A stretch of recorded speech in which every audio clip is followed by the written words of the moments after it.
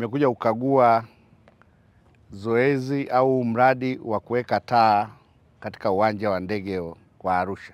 Serikali imeidhinisha fedha kwa ajili ya kuhakikisha kwamba uwanja huu wa Arusha unaboreshwa kwa kuwekewa taa za kwenye uwanja wa ndege ili kurahisisha ndege zetu kutua usiku na mchana. Na tunamshukuru Mheshimiwa Rais Dr. Samia Suluhu Hassan, ameendelea kutoa fedha, na alipokuja mkoa wa Arusha aliwaahidi Watanzania kwamba uwanja huu unaboreshwa na ifikapo Januari mkandarasi atakuwa amekamilisha hiyo kazi. Maelekezo yangu ni kwamba ni kuongeza kasi ya utekelezaji wa mradi huu kuendana na ahadi ambayo Mheshimiwa Rais ameitoa kwa wananchi wa mkoa wa Arusha. Tunafanya hivyo katika kuhakikisha kwamba ahadi ya Mheshimiwa Rais inatekelezwa kwa sababu ya kukua kwa utalii katika mkoa wetu wa Arusha.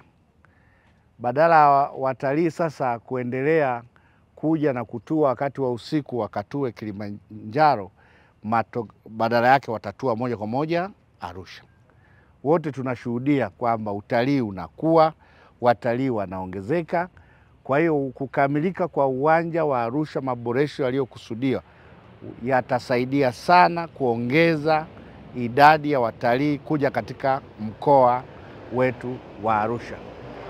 Nyie mnaona ndege zinavyopishana, ni watalii wengi wanaendelea kuja katika mkoa wetu wa Arusha. Kwa hiyo meneja wa uwanja na kuelekeza ni kwamba endeleeni kumsimamia mkandarasi aongeze kasi. Natambua kwamba ameshaagiza material, kwa maana hizo taa na vitu generator nimeambiwa ameshalinunua, halijaletwa.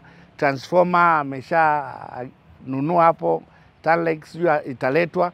Sasa hivyo vitu vyote vinataka follow up.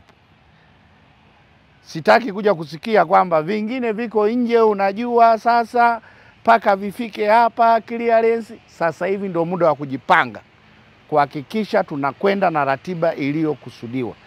Mimi nitaendelea kuja muda wote. Hili jambo ni kubwa, hili jambo lina maslahi mapana ya nchi yetu. Hili jambo ni kubwa kwa sababu sekta ya utalii inachangia pato kwa kiasi kikubwa. Kwa hiyo mimi naamini baada ya uwanja huu kuwa na taa, mashirika ya ndege yataongezeka. Haya madogo yataongezeka kwa maana ya kuleta watalii hapa na ruti zitaongezeka.